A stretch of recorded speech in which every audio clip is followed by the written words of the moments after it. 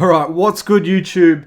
Just back from the gym, straight after this workout, gonna edit it and get it up ASAP, and just so I can remember everything that I wanted to say. So, starting off doing cardio. Now, I always like to do cardio, split it up, I say, before and after. It makes cardio's AIDS, everyone knows that. So to make it less of a hassle to do, as you see, there's 10 minutes at the start, 10 minutes at the end, there's 20 minutes done. Now, I didn't do anything at the end. So, going back, some guy actually kicked my camera here. I don't even know how he didn't see it. I only just put it there.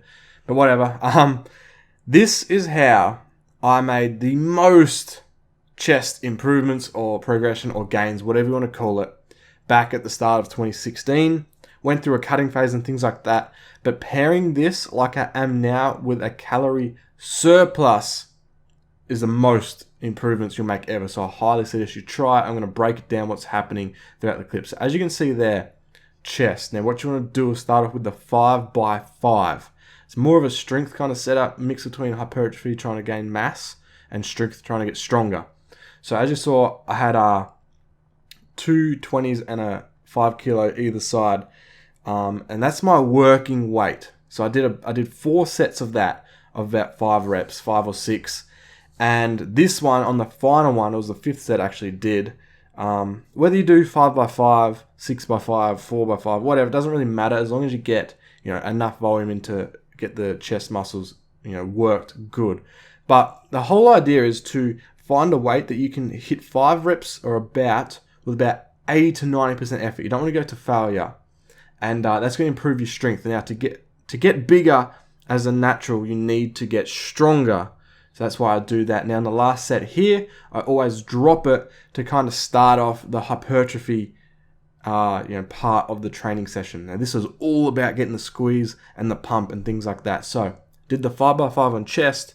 On the last set, you want to drop set it just to get the blood pumped in there, and pushed about 90% on that one. Not to failure though. You don't want to go to failure until like the last set of the whole exercise, or else you just fry your whole system. You won't be able to put any more effort back into it. Now, moved on to exercise number 2 as the pec deck.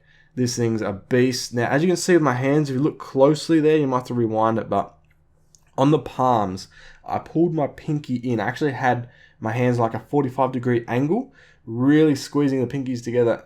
Thumbs, not so much, because if you pull your thumbs together, even if it's only like a turn of the wrist, it's going to engage way more of your front shoulder, and you're trying to hit chest. So, did some pec deck there. Everything I did in this session was 3 or 4 sets, or 5 for the bench at the start. 4 sets for everything I think we hit. And pec deck, I even did a drop set in the last one, just to really get the blood pumped in there. And as you can see, as the session moved on, right now, I'm doing a superset between incline dumbbell, hitting between 10 and 12 reps on everything now, except for this because of superset. And then supersetting with single arm cable flies. Now see how it's locked into a little bit below my shoulder, like 2 or 3 clicks lower than my shoulder. This is so when you come across, you curve upwards as well and really engage the upper chest. It's really hard to grow your upper chest, so you got to hit it and hit it hard. And so I'm supersetting with an incline. So 2 movements really for my incline chest there. So really good. 4 sets of that, supersetted every time. And then we moved onto the tricep session. So chest was finished at this stage.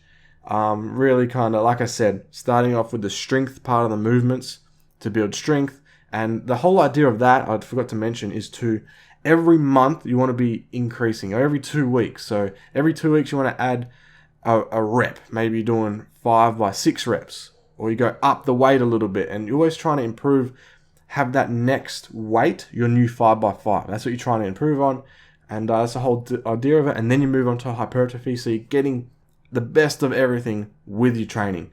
So triceps here, we did some rope to warm up, really pyramided it up. I like to pyramid everything. I never jump straight into an exercise with the heavy working weight or any heavy weight, especially with elbows, because they're so easy to injure. So I started off with rope, moved on to the bar, pushed down as you just saw on the cable. Now superset it again with every one of those. And just triceps for me is all about really getting the pump. You can't really go super heavy. You can't do 5x5 on an elbow movement because you're just going to injure it.